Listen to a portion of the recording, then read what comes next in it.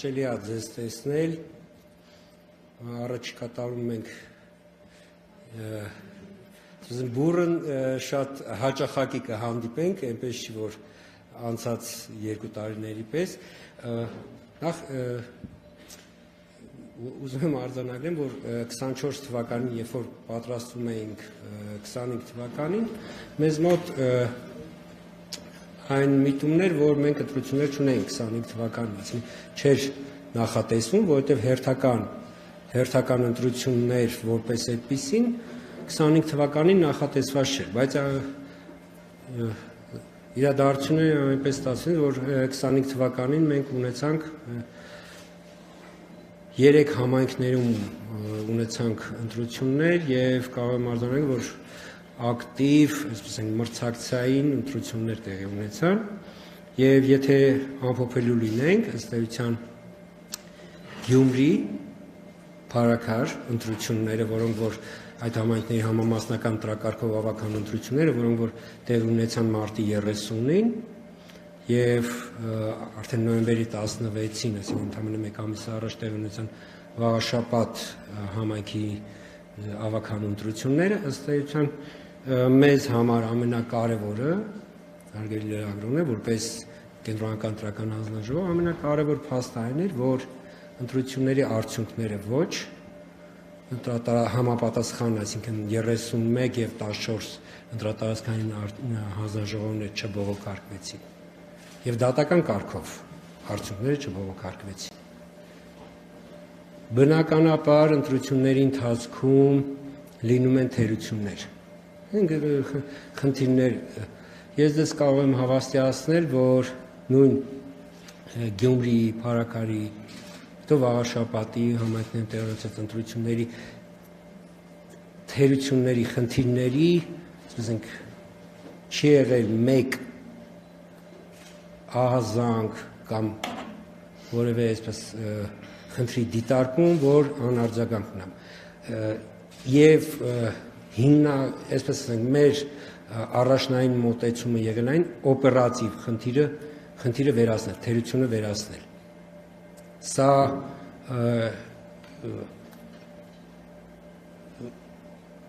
կարծում եմ դուք եք նկատել։ Օրինակ ասենք Գյումրիում պաստառների հետ կապված ընտրությունների մեկնարկին պարզապես պաստառների հետ կապված խնդիր կար։ Բնականաբար շատ արագ լուծվել են այդ խնդիրները։ Կամ ասենք Վաղաշապատում ինչ որ խնդիրներ էին ի հայտ գալիս, արագ բոլոր չի եղել խնդիր, որը չլուծվի, իսկ եթե անգամ անհրաժեշտություն կար իրավական հետևանք, այսինքն այսպես են խնդիրը կամ արարքը ենթադրում էր նաև իրավական հետևանք, ապա այդ կոնկրետ ընտրական համակարգի ԿԸ-ի կողմից կամ կլինի ընտրատարածքային ընտրական հանձնաժողովի կողմից այդ գործընթացը շատ արագ իրականացվել է։ Բնականաբար, երբ որ երևույթներ օրինակ քրեաիրավական հարթությունում են, մենք ոչ կենտրոնական ընտրական հանձնաժողով կամ ընտրատարածքային ընտրական հանձնաժողովներ, իրենք ոչ նախաքննության մարմին են, ոչ դատախազություն են, ոչ էլ դատարան, բայց մենք անմիջապես արձագանքել ենք եւ այսպես եմ արձագանքի արդյունքը ձեզ բոլորի հանրության տեսանելի եղել։ Ես չեմ ուզում որևէ հիշատակել այն վարույթները, որոնք նախաձեռնել են, որովհետեւ ամեն դեպքում անմեղության կանխավարկածի հետ գործ ունենք, բայց որտեղ մենք խնդիր ենք տեսել, անմիջապես, եթե անհրաժեշտ է եղել կենտրոնական ընտրական հանձնաժողովի դատախազություն գրություն ուղարկվել, իսկ եթե ընտրատարածքային ընտրական հանձնաժողովի տիրույթում է եղել, ընտրատարածքային ընտրական հանձնաժողովն է իրավապահներին դիմել։ Եվ որևէ դեպք չի մնացել անհետևանք։ Ես ուղղակի արձանագրային կարգով ասեմ, որ օրինակ Գյումրի ընտրությունների հետ կապված թիվ 31 ընտրատարածքային ընտրական հանձնաժողով ստացել է 7 դիմում։ այսինքն ամբողջ ընտրությունների ընթացքում ու դա եղել է մինչև քվեարկությունը, սա էլ արձանագրենք, այսինքն դա մինչև քվեարկությունը ստացված դիմումներն են։ Բնականաբար, ինչպես նշեցի, բոլոր օպերատիվ հարցերը արագ օպերատիվ լուծում են ստացել եւ բոլոր այն դեպքերում, երբ որ դիմումը նաեւ այսպես են օպերատիվ լուծում խնդիրը լուծելուց զատ նաեւ ենթադրել է գրավոր նաեւ քննություն, դիմումները քննվել են, տրվել են պատասխաններ եւ իրավական ընթացակարգը, որպեսզի ընտրությունների ամբողջականությունը եւ արդյունքների արժանահավատությունը որևէ կերպ կասկածի տակ չդրվի, դա ապահովել է։ Հարաքարի ընտրությունների հետ կապված դիմում բողոք ընդհանրապես չենք ստացել, դա ուղղակի արձանագրում։ Վաղարշաբաթի ընտրությունների ընթացքում ստացել ենք 3 դիմում։ Այսինքն սա ընտրատարածքային ընտրական հանձնաժողովի ստացած դիմումներն են։ Երկուսին բնականաբար գրավոր պատասխան է տվել, մեկով վարչական վարույթ է հարուցվել եւ վարչական կարգով է քննվել։ Պիտի նաեւ արձանագրեմ, որ վաղարշաբաթի ընտրությունների հետ կապված կենտրոնական ընտրական հանձնաժողովը եւս ստացել է դիմումներ։ Եվ դիմումների դիմումատուները դիտորդական կազմակերպություններից են եղել, մեկ այլ դիտորդական կազմակերպության գործունեության հետ կապված։ Հաշվի առնելով, որ ժամանակահատվածը այդ ժամանակ, երբ որ դիմումը վարչական վարույթով մենք պիտի քննարկեինք, ըստ էության ինքը շատ մոտ էր արդեն քվեարկության օրվան եւ գիտակցելով, որ եթե մենք հնարավորություն ունեինք կամ ուրբաթ օրը, այսինքն նոյեմբերի 14-ին դիմումը քննելու կամ 15-ին լռության օրը եւ հաշվի առնելով այն հանգամանքը, որ 14-ին քննելու դեպքում եւ եթե այսպես ասենք, որովհետեւ մենք չենք բացառում, որ այդ դիմումի քննարկման ընթացքում կարող են նաեւ քաղաքական հայտարարություններ հնչել, որովհետեւ այսպես ասենք, դիմումի էությունը այն էր, որ մեկ դիտորդական կազմակերպությունը,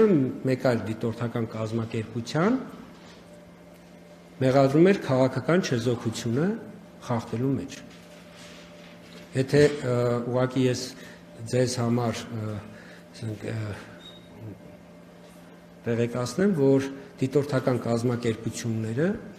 իրավունք չունեն քաղաքական դիրքորոշում դրսևորելու։ Սա ուղղակի ընտրական օրենսգրքի 30 հոդված է։ Ավելի 23 հոդվածը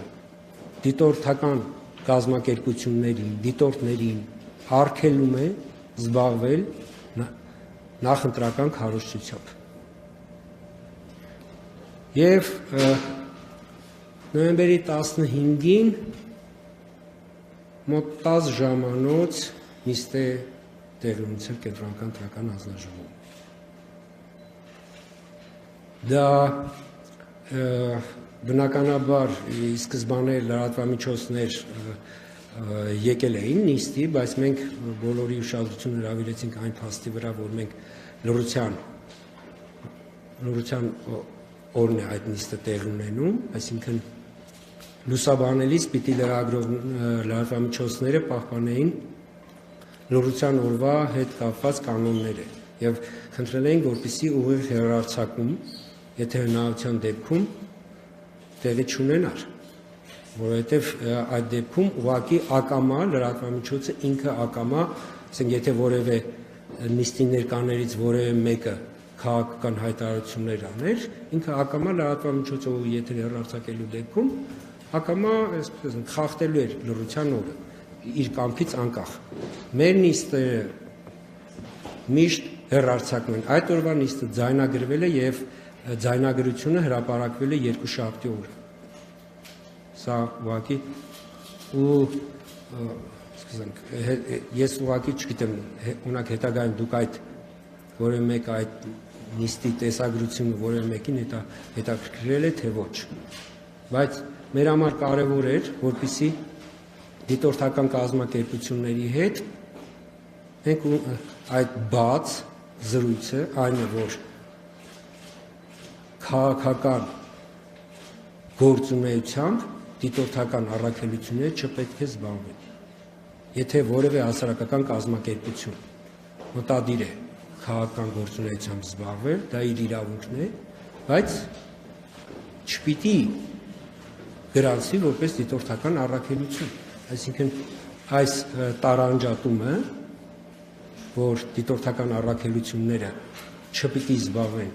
քաղաքական գործունեությամբ, քարոզչություն չպիտի ծավալեն, վերջի, այսպես ասենք, մեր նիստի ավարտին դա ունեցանք այդ, ասենք, պայմանավորվածությունը։ Ավելին, ես տվյալ դեպքում այն խնդիրները, որոնք բարձրաձայնվեցին, խնդրի հասցեատեր դիտորդական առաքելությունը ընդունեց, որ այդ խնդիրները, այդ մտահոգությունները, այսպես ասենք, անհիմն չեն, եւ իրենք պարտավորվեցին, որ հաջորդ օրը քվեարկությանը, իսկ քանի որ նիստը ավարտվել է լույս 16-ի գիշեր ժամը 3:00, եթե չեմ սխալվում, կամ 4, իրենք ուղղակի ասացին, որ այստեղից մի գնալու են միանգամից վաղը շաբաթ եւ այն ինչ խնդիրները բարձրացվել են, մենք բացառենք, որ նման, այսպես այդ խնդիրները, այդ նման, այսպես թերություն կամ խախտում տեղի ունենա։ Եվ արդեն քվեարկության ընթացքում ես պիտի ուղղակի արձանագրեմ, որ այդ ձեռք բերված պայմանավորվածությունը դիտորդական առաքելությունների հետ պահպանվել է։ Այսինքն դիտորդական առաքելության դիտորդները տեղամասերում, այսպես ասենք, հնարավորինս զերծ են մնացել քաղաքական, նույնիսկ թաքնված քարոզչություն իրականացնելուց։ Այստեղ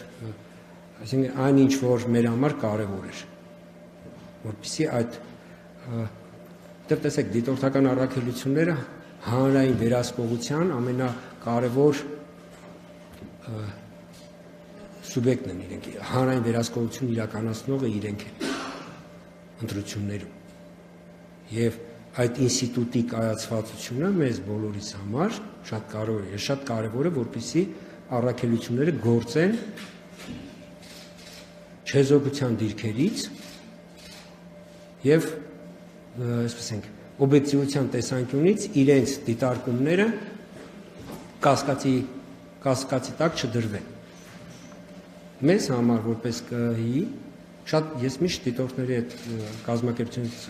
շվեդ ես ասում եմ ինձ համար ամենացանկալի տարբերակն է, որպեսզի մենք կարողանանք մեր տեղական դիտորդների դիտարկումները ոչ թե, այսպես ասենք, ընդունենք որպես օբյեկտիվ իրողություն, այսինքն այդ վստահությունը այնպիսին լինի, որպեսզի մենք այլ, այսպես ասենք, երբ որ ահազանգը ստանում ենք, մեզ մոտ կասկած չունի, արդյոք նման բան տեղի է ունեցել իսկապես թե ոչ։ Բնականաբար մենք ստուգում ենք, բայց մեզ համար ամենացանկալին, որպեսզի այդ լրելային գործընկերությունը կայանա ու կարող եմ ասել, որ այս պահին մենք դրական ընթացքով ենք այս ուղղությամբ շարժվում, այսինքն մեկ-մեկու նկատմամբ հարգանքով եւ գործընկերային, այդպես ասեմ, գործընկերային, այսինքն խնդիրները գործընկերային քննարկում, այդ թվում նաեւ երկուստեք գույքագրում ենք օրենսդրության հետ կապված բացերը կամ այսպես ասենք թերությունները, որպեսզի հետագայում երբ որ ընտրական օրենսգրքի, այսպես ենք, եւս մի շրջապուկ ունի ունակ վերանված թերություններին անդրադառնալու, այդ շրջանում անդրադառնանք։ Ինչպես դա եղավ 22-24 թվականներին, այդ այսինքն ազգային ժողովի 21 թվականի ազգային ժողովի ընտրություններից հետո։ Ենթադրվում է, որ 26 թվականի ազգային ժողովի ընտրություններից հետո էլ արդեն եւս գույքագրված խնդիրներից հետո ապագա խորհրդարանը, այսպես ենք, այդ խնդիրներին կանդրադառնա։